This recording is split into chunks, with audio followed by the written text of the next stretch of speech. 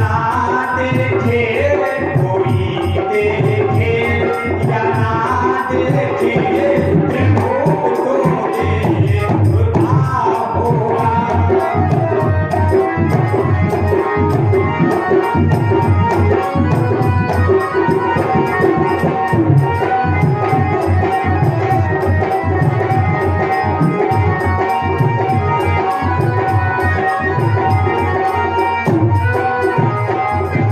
भलाई कर भला होगा, बुराई कर बुरा होगा, कोई देखे या ना देखे हरि तो देखता होगा। अरे हम क्यों ऐसे कर्म करें, चुपके से काम करें, भगवान से कोई नहीं बचा। आज वही किसने किया ऐसा काम? 8 वसु थे, 8 वसु,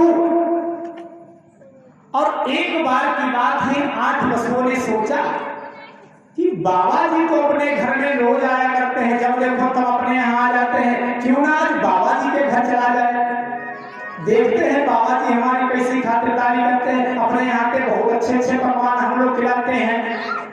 आज बाबा जी के यहाँ चल के देखते हैं कि बाबा जी हमारी कैसी सेवा करते हैं। अब ये 8 वसु, समझने की बात है, कथा पे ध्यान देना। ये 8 वसु चल दिए और चलते चलते पहुंचे कहा जाए, गुरु वशिष्ठ जी की कुटिया में। और रास्ते में उन्होंने पहले प्लान बना लिया, भैया देखो गुरुदेव जी से ऐसे ऐसे चीज मांगेंगे, पकवान लोग दे ना पाओगे, ऐसे ऐसे पकवानों की मांग करेंगे हम लोग जो गुरुदेव हमको दे ना पाए, तो आज पता चल जाएगा कि गुरुदेव कितने पानी में है। तो ये यहाँ से चले, आवाज लगाए, बाबा जी, गुरुदेव बाबा जी। अंदर से गुरु जी के चेले निकले, उन्होंने उनका आदर सत्कार किया वसुओं को। अंदर जाकर के वशिष्ठ जी से कहा, गुरुदेव हमारे द्वारे पर 8 वसु आए हैं और वो आपसे मिलने की आशा कर रहे हैं। गुरुदेव जी ने कहा, अरे 8 वसु आए, उनको तुरंत अंदर कुटिया के ले आओ। कुटिया के अंदर ले आए।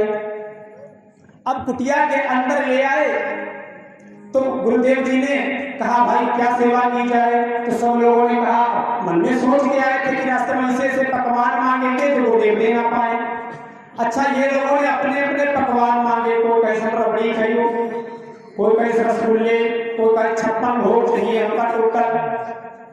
गुरुदेव जी के घर में एक गाय थी, उसका नाम था नंदिनी।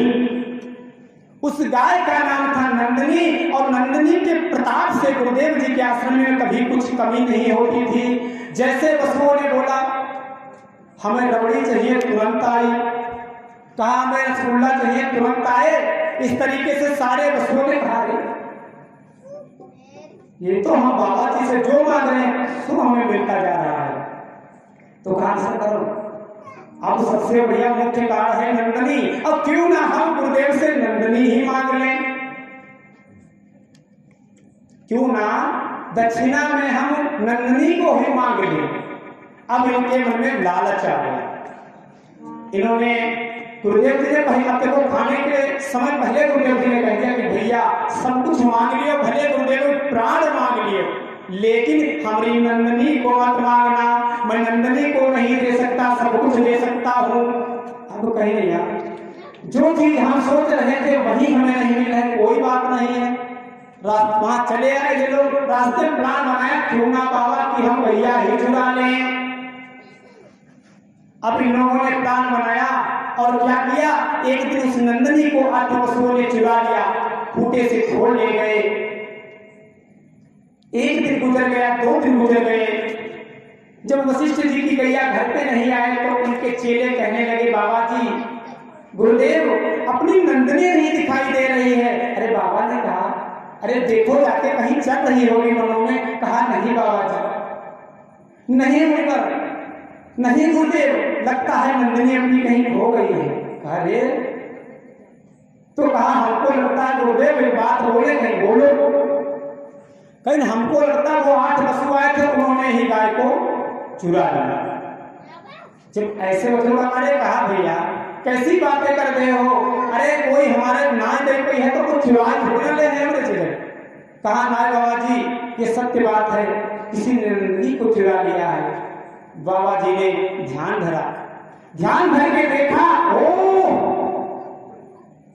गाय तो वसुओं के घर में बंधी है। बाबा जी क्रोधित हुए, क्रोध में उठाया जल और श्राप दिया। कहा क्या? तुमने जो काम किया दुष्टों और निस्दिन तुम उसको भोगोगे, और इस गाय चुराने के बदले तुम मृत्यु लोक में भोगोगे।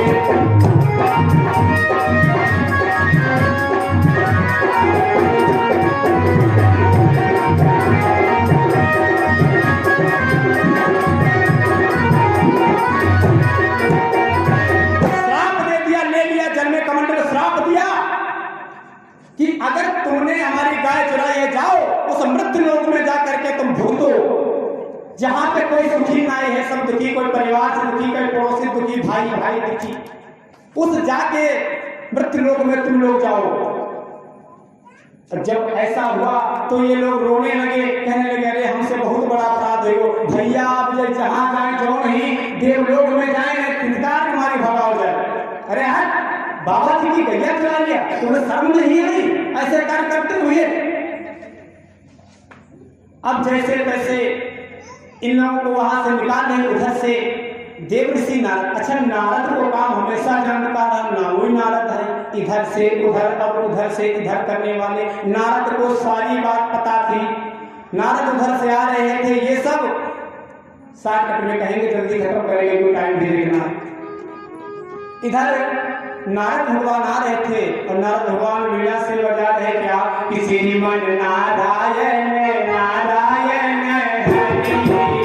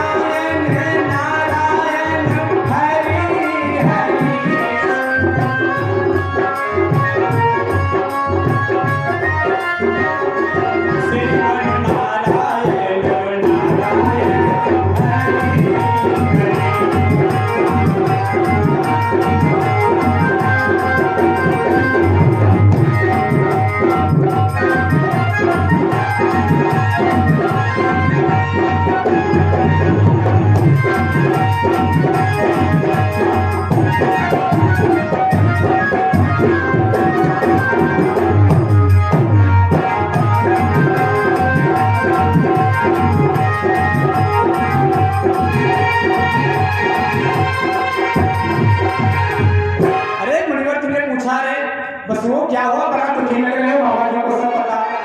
तो बसु बोले बाबा जी मुनिवर मुझसे बहुत बड़ा अपराध हुआ है। कहा क्या अपराध हुआ है? अरे कहा कुछ पूछो ना। तो कहने लगे मुनिवर कहने लगे अरे बताओ तो बसु क्या हुआ? तो बसु बोले अरे क्या बताओ तुम्हें मैं तो मुनिवर, अरे क्या बताओ तुम्हें मैं तो मुनिवर, कुछ बताने के काबिल नहीं है।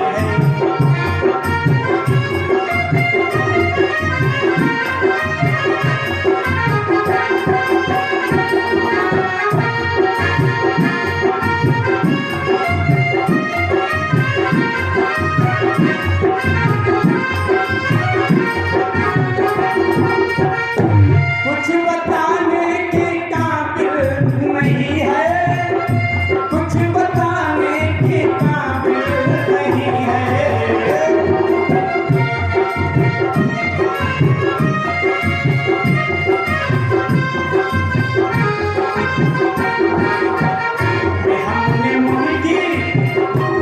हमने मुनकी चुराई है भैया, हमने मुनकी चुराई है भैया, जो बताने के काबिल नहीं है।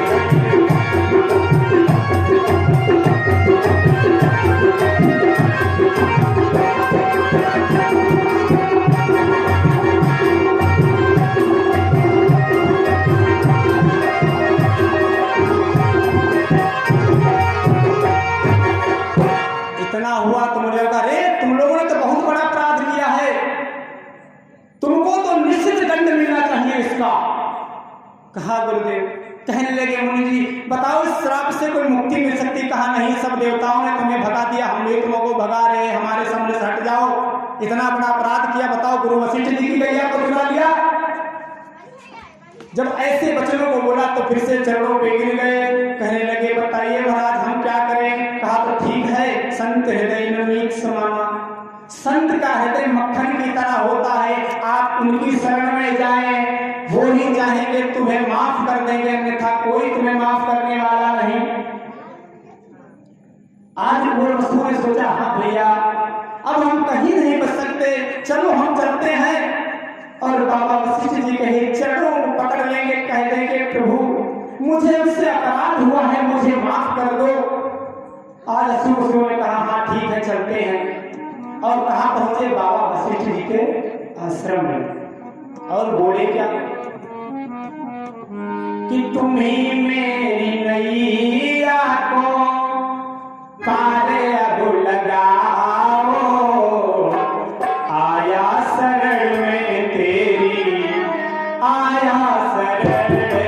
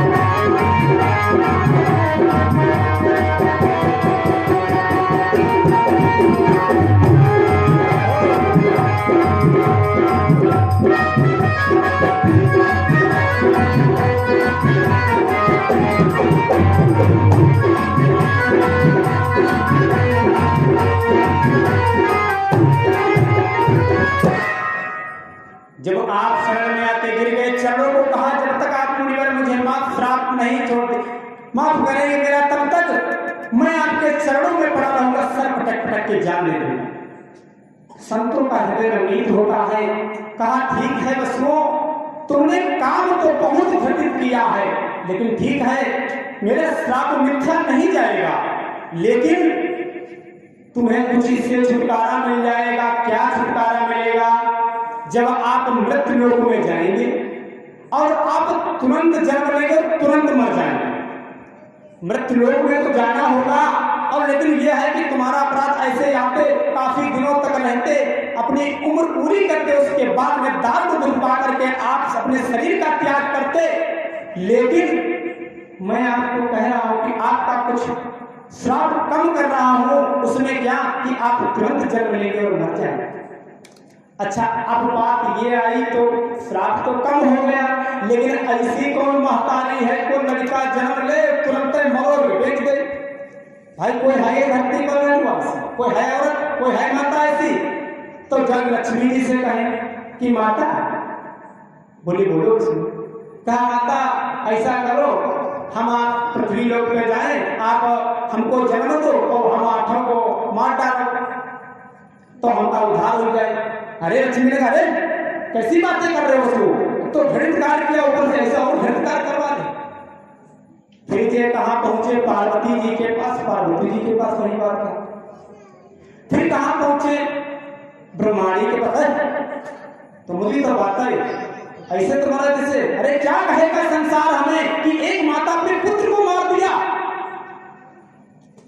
जब ऐसे कोई नहीं सुनने को मिला, तो जब गंगा जी को पता चला, जब गंगा जी को पता चला तो गंगा ने कहा ठीक है, हम पृथ्वी लोक पे जाएंगे और पृथ्वी लोक पर जाकर के इनका कल्याण करेंगे। ब्रह्मा जी बोले बेटी, काम बहुत ही दुर्लभ है, ये कठिन कार्य है, इसको कर पाना सहज नहीं है।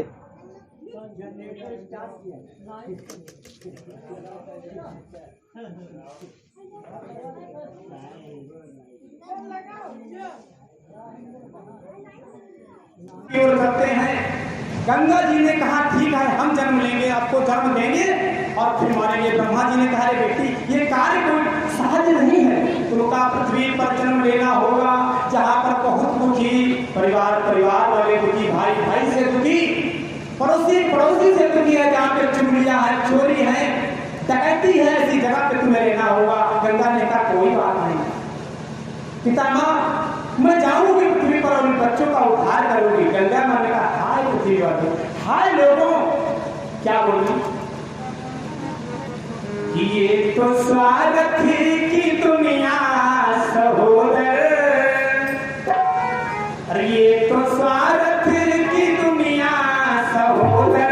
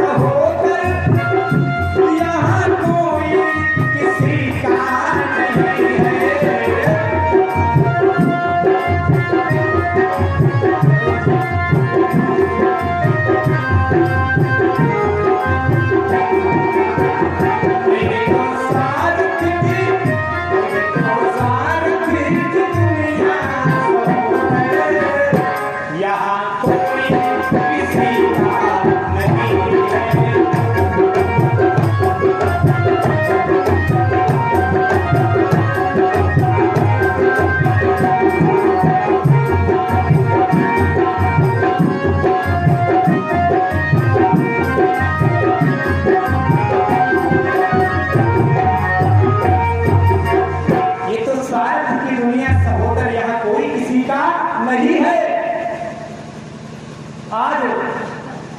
गंगा माँ का ठीक है, हम पिता माँ ने कहा ठीक है, ब्रह्मा जी ने कहा ठीक है बेटी जाओ और अपना ध्यान रखना। इतना करके गंगा जी नीचे आ गई। अब कथा किसकी आती है? शांतन महाराज की। शांतन महाराज किसके पुत्र थे? प्रतीप के पुत्र। प्रतीप के पुत्र थे शांतन। और अब देखो कहीं ना कहीं से कोई ना कोई कड़ी होती है। अब ये शांतन कौन थे और इनको भी श्राप था क्या कि गंगा जी से तुम्हारी शादी हो गई से। एक बार की बात है, महाभिष नाम के एक राजा थे। उन्होंने 101 यज्ञ करके इंद्रलोक को प्राप्त किया। इंद्रलोक को प्राप्त किया था। एक बार की बात है, सब लोग बैठे हुए थे, सारे देवता बैठे हुए थे। उसमें ये महाभिष में बैठे थे। महाभिष का नाम था, वो भी बैठे हुए थे। इधर गंगा जी आई। गंगा जी भी वहां पे खड़ी हो गई और एक पवन का वेग चला। एक ऐसी हवा आई कि जो उनकी साड़ी थी वो थोड़ी खिसक गई। साड़ी उनकी खिसक गई, कांधे के नीचे से खसक गई। ये सब देख करके देवता लोग जो थे वो सब सर नीचे कर लिए। लेकिन ये महाभिष ने सर नीचा नहीं किया, ये देखते रहे, ताड़ते रहे। ये बात जब ब्रह्मा जी ने कहा अरे नीलक्ष, एक अबला स्त्री को इस तरीके से तुम देख रहे हो, तुम्हें शर्म नहीं आती? जाओ मैं तुम्हें श्राप देता हूं कि किन्हीं के कारण तुम्हारा अप्रिय होगा और किन्हीं पे क्रोध करने पर, गंगा पे क्रोध करने पर तुम्हारा उद्धार होगा। ये वही शांतन है, हस्तिनापुर के राजा शांतन। हस्तिनापुर के राजा शांतन, इनकी क्या थी? इनकी रानी मत थी। इनकी रानी का सर्ववास हो गया था। बेचारे राजा, अच्छा मैं एक आधी चौपाई यहाँ पे प्रयोग करूंगा, पूरी नहीं लगाऊंगा, कि नारी मरे ग्रह संपत्ति नासा।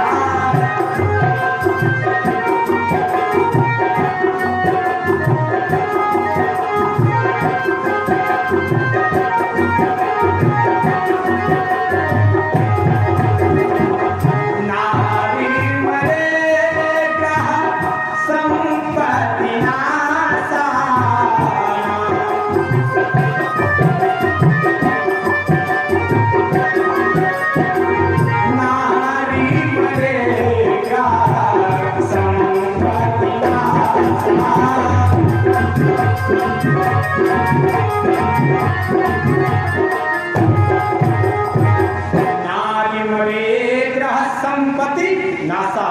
घर की अगर औरत मर जाए अगर किसी पति की तो उस घर की नाश हो जाती है, आपको मानना पड़ेगा। वो कैसे? क्योंकि जितना माताएं बहनें उस परिवार को सजा के रखती है उतना जो ये मनुष्य होता है, ये आदमी ये सुरक्षित नहीं रह सकता।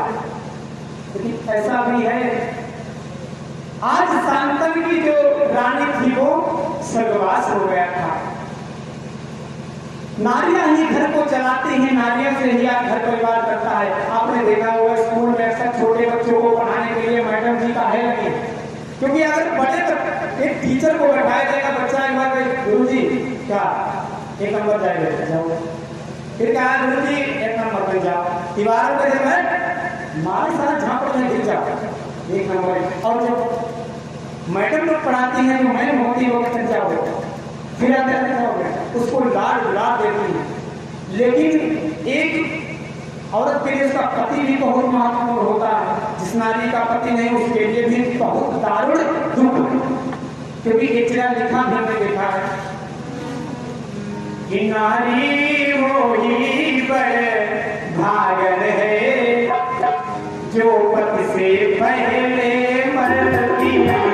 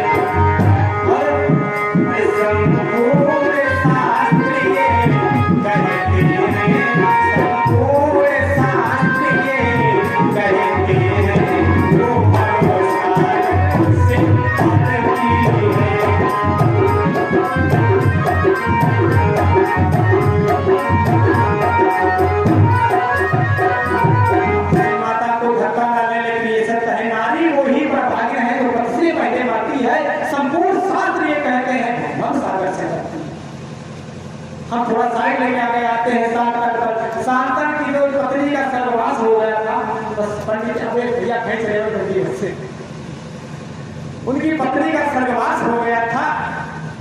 अब जब सर्वनाश हो गया बेचारे शांतन जब भी रानी की याद आती है अपनी रानी की तो छतों में जंगलों में जाकर के रोया करते थे बेचारे, एकांत में रोया करते थे कि प्रजा मेरी ना देखे, हाय राजा रो रहा है, बेचारे रोया करते थे। इधर गंगा जी आई पृथ्वी पर, शांतन रो रहे थे, गंगा जी देखो आई शांतन को ही देख कर, लेकिन गंगा जी जाने की शांतन की जैसे ही गंगा प्रत्यक्ष पड़ी गई तो सुंदर। तो क्या किया शांतन, गंगा ने क्या किया, जैसे देखा शांतन ने हमको देखा नकल हो रही है, शांतन ने उधर देखे लगे से गंगा का ने क्या किया कि सीधे चलने लगी, वो पीछे पीछे सीधे चल पड़े।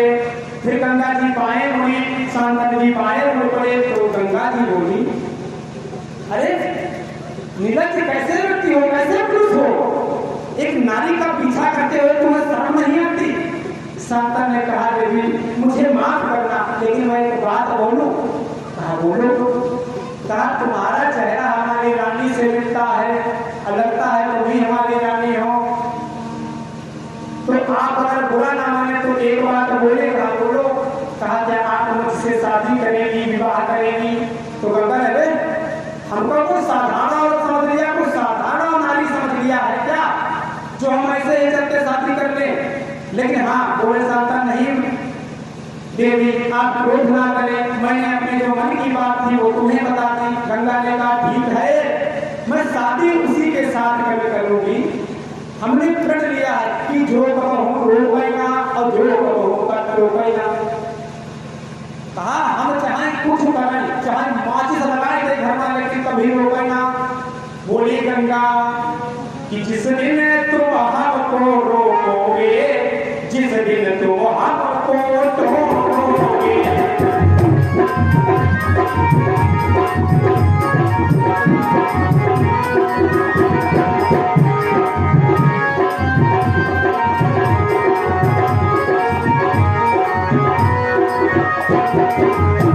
जिस दिन तुम हमको रोकोगे,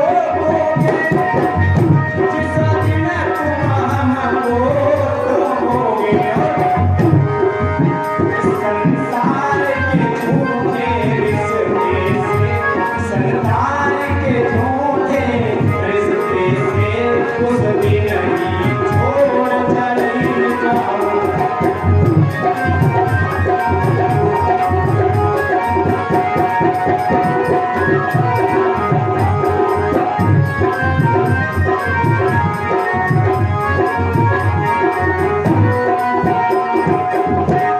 चली जाऊं। शादी करेंगे, लेकिन जिस दिन तुम मुझे टोक दोगे मैं ये सब छोड़ के चली जाऊंगी। राजा शांतन तो परेशान ही रहा। अब भाई एक पात्र की कहानी भी इसी में जुड़ी है, आपको सुना दे। अच्छा, एक लड़की थी, वो बचपन में बहुत दुलारी थी, तो उसको बाप भाई हर बेटा अपनी माता पिता का दुलारा, वो बहुत दुलारी थी। तो माता पिता उससे बहुत प्रेम करते और प्रेम करने के साथ में कभी उसकी बात को नहीं टालते थे। धीरे धीरे कन्या तो है, कन्या तो बड़ी होती रहेगी। एक दिन कन्या बड़ी हो गई, शादी के योग हो गई, तो पिताजी ने कहा बेटी अब तुम शादी के योग्य हो गई हो, तुम्हारे लिए कोई वर ढूंढ दें जिसमें तुम्हारे हाथ पीले कर दें। कहा पिताजी हम शादी ना करें। अरे कहीं बेटी ये कैसी बात कर रहे हो? हर पिता का धर्म होता है कि अपनी बेटी जिस अवस्था में आ जाए उस अवस्था में उसके हाथ पीले करने होते। कहा ठीक है शादी करेंगे, लेकिन हमारी एक शर्त। सर देखा हम शादी उसी के साथ में करेंगे जो सुबह उठे 4 चप्पलें होके मारे। अब और कुछ ना कहा है। अरे पिताजी अरे बेटी कैसी बात कर रहे हो, ऐसा करूँगा तो वही पिताजी को शादी है कि तो चढ़ाओ करो भाई, जीती गई हमारे को शादी। तो पिताजी ने कहा ठीक हुई सकते संसार बहुत बड़े करेंगे। फिर एक दिन पिताजी ढूंढते ढूंढते जहाँ जाए सब रिश्ता बन जाए। कहा भैया हमारी बेटी की एक साथ है बेटी का। अरे कहीं को कहते हैं कि सुबह उठो 4 चप्पलें बनो हम 4 चप्पलें खाए तुम्हारी बेटिया के लिए, हम नहीं शादी करेंगे। धीरे धीरे समय गुजरता गया, पिताजी थक गए। एक दिन एक लड़का मिल गया तो बताया कि भैया शादी करना है लेकिन सुबह उठ के 4 चप्पलें खाना है। तो कहा ठीक है 4 का 8 मान रहे हैं, शादी हो गई। भाई शादी हो गई। शादी में लड़का जब उनके दरवाजे पे पहुंचा तो दौड़िया कहा पिताजी का कोई लड़का मिलो तो हाँ भैया मिलो। 4 का कहा 8 चप्पलें मारो तुम, पूछना कहो। जब ऐसी बात को सुना तो आज जब दरवाजे पर उसके बारात गई तो दौड़िया देखा लेकर मुस्किया देखा क्यों किया 4 चप्पलें खा के शादी कर ली सबसे। और लड़का मुस्किया कहा हो दो शादी सब समझ रही है, हम लड़ियत हैं सब समझे लाड करने में पड़ी है जो हम सब संभाल रहे हो। दोनों लोग आपस में देख के मुस्कुरा रहे हैं। शादी हो गई। पीनस का जमाना, लड़का लड़की उसके अंदर बैठे और जैसे पीनस उठा के चली सूट की आवाज खटक खटक खटक। क्या बज रहा है? तो लोग पीनस वाले कहीं भैया पीछे सूट बंधे बोले ना सूट और सूट पकड़ी मान तोड़ बजोड़ फोड़ के फेंक दे। ये आवाज नहीं पसंद है। ये भैया कभी दादा हम तो कहे 4 चप्पलें को जब तो सूट उठा है बप्पा हो गई इसे धोई का कहीं कोई बात नहीं शांति रहो बैठे रहो तो नहीं आवाज आई और अगर दुनिया रोटी कहिए अगर कोई की खाने का ये घर पे पहुंची, भाई खाना खाई होगा, कुत्ता है निकल करो, निकलो खाली साधारण उठाया पाटा कुत्ता बिना मरना। अरे रुपया का देखो और कुत्ता निकली हो तो गुस्सा वाले, हाय रे हम तो उसे बिल्कुल नहीं को हम तो वहां की बात समझे पूछना बिल्कुल। कल एक बिल्ली निकली, बिल्ली आई के अब बिल्ली भाई ये ये रोटी रोटी चाहिए इनको, मतलब इनका म्याऊं पसंद है, इनको म्याऊं पसंद है। तो भाई कहा ठीक है, सोच ली इसके हाथ से मैं कुछ भूल को ना चप्पल तो बात तुमने भाई को सोच ही ना है बात है, ठीक है यहाँ से जब आगे बैठ प्रिय पानी लाओ म्याऊं, फिर कहा प्रिय खाना लाओ म्याऊं। रोज का यही चल रहा था। एक दिन पिताजी सोचे मैं देखा शादी तो इसी में जिदा कर लिया सुबह आज चप्पल चल खाती है टीचर तो इसो ना करते बेटी तो हमारी इसो खराब हो, चलो देख यहाँ हकीकत फर्ज है कि उसके दरवाजे पे जाने का। पिताजी भाई दरवाजे पर गए और हल्के से मारा, अच्छा दामाद उस पर मार्केट गया थे बाजार गया था, वो था नहीं वहां पे। तो इधर जैसे के मारा खड़काई इस बेटी और ऊपर से ने दुनिया दौड़ा दे रही म्याऊं म्याऊं म्याऊं म्याऊं। अरे म्याऊं म्याऊं क्या हो एन बिटिया गेहूं का म्याऊं म्याऊं अरे म्याऊं अब कहीं दिखाओ अब पापा अब तुम हो ना बोलिए के अब है बोलाऊं तो ये बहुत गुस्सा वाले हैं, अरे पर हम म्याऊं में सीखिए हैं और तुम हो म्याऊं म्याऊं करियो। कले मार्केट से दमाजी आ गए, दमाजी ने पूछा हाथ, कहा कैसे हो पिताजी, कहा म्याऊं। और घर में सास जी हमारी कैसे, कहा म्याऊं, नहीं कहा बक्सो म्याऊं लोडियो म्याऊं दोनों म्याऊं म्याऊं। ऐसा लड़का समझ रहा था कि हमारा बुखार चल रहा धीरे धीरे बोतल हो, अब दोनों लोग म्याऊं म्याऊं करने लगे। तो आप साइड देखो अब कहीं दे भैया हमारी बिटिया तो आज चक्कर में कसर खा दे रहे कहा भाई वो, अरे कहीं तुमने समझे नहीं, तुम्हारी बेटी को हमने संभाल दिया, तुमने इतना लाड प्यार से किया। तो कहा एक बात हमारी बनी ना मुझे बताओ ऐसो करो हमारे उधर बूढ़ा बहुत हम कहना समझती तो बात हो ऐसा नहीं सकती कहीं बिल्कुल जाओ बाजार से और 2 मटके लाना, एक मटका कच्चा हो एक हो पक्का। एक कच्चा एक पक्का ससुर जी गए और मटका लेकर के आए, लड़के ने भरे आंगन में उसको पटक दिया, कहा इसमें कौन सा मटका जो सकता है, और कहा जो कच्चा वाला फिर से मिला जो बन गई है। तो कल तुम्हारी बेटी कच्ची थी जिसको हमने अपने माहौल में ढाल करके उसे सही कर दिया, लाल डाल के तुमने बर्बाद कर दिया था। तो कल बूढ़ा कर भाई चक्कर का पड़ियो, तुम्हारी बची हुई जो जिंदगी है वो हम नाश कर रहे हैं, अब वही तुम्हारे चला जो जैसी कहानी चल रही है। ये तो वही हाथ से निकलता आज उसी गंगा ने कर दिया और ये प्रण राजा शांतन ने मान भी लिया। अवधि में खत्म करे थोड़ी देर 10 मिनट की। शांतन ने ये बात मान भी लिया, ठीक है। अब भैया शांतन गंगा जी पहुंची, शांतन के घर में आराम से रहने लगी, सब लोग आ चलो कोई बात नहीं, राजा किसी तरह खुश तो हुआ, कोई बात नहीं, रानी शादी करके ले आया।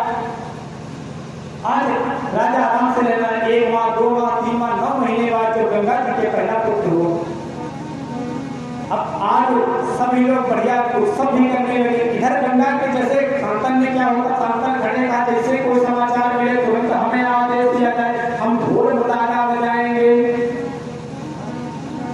अरे गाओ गाओ रे सखी रे मंगल गीत, अरे गाओ गाओ रे सखी रे मंगल गीत, शांतन घर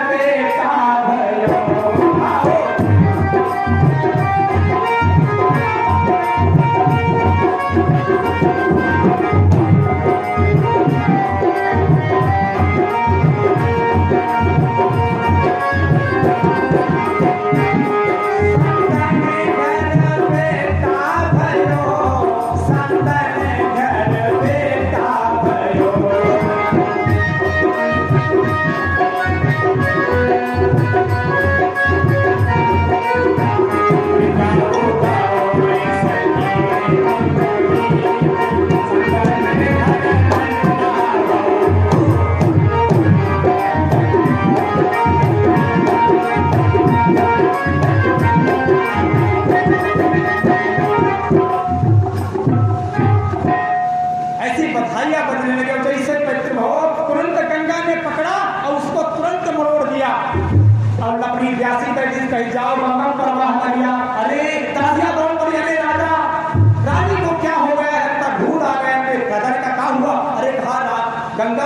बेटे का जन्म होते ही उसको मरोड़ दिया। राजा ने कहा रे, लेकिन राजा को अपनी बात याद आई गई। कौन सी? कि जिस दिन तुम हमको रोकोगे और जिस दिन तुम हमको टोकोगे, सतार के झूठे नाते से उस दिन ही छोड़ चली जाओ।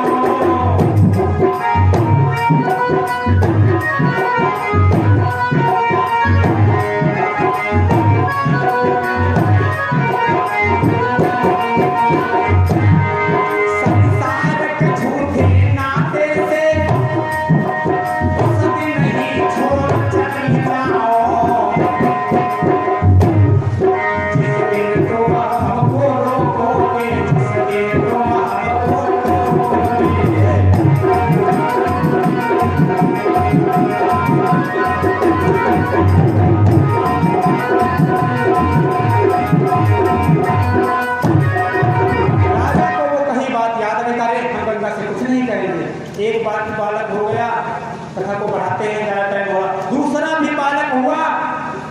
दूसरे को भी गंगा जी ने जैसे जन्म लिया तुरंत ही मरोड़ दिया। मरोड़ के रहते जाओ, गंगा बहाया।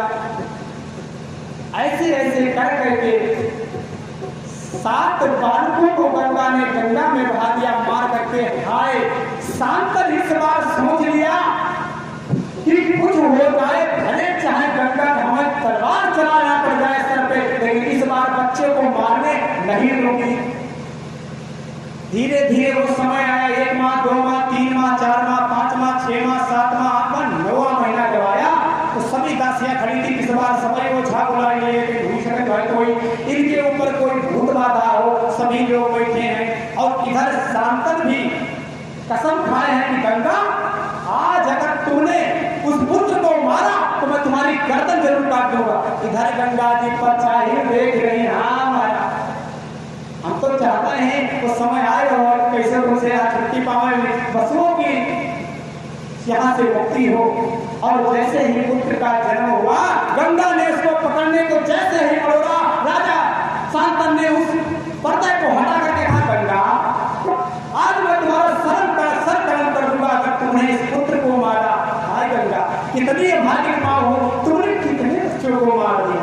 हाय कोई सी माता नहीं रोका, मैंने तुम्हें कभी नहीं रोका, लेकिन आज मैं जरूर तुमसे कहूंगा गंगा भले चाहे हमारा कुछ भी हो जाए, लेकिन आज सांतन करने के गए नारी विश्वास। कहा नारी पर आज के बाद कोई भरोसा नहीं करेगा। तुम लोग वचन लेके हमने बहुत बड़ी गलती की। राजा सांतन कहने लगे बड़ा कर्ण स्वर में, अरे गंगा तूने लूट लिया सांतन के खजाने को।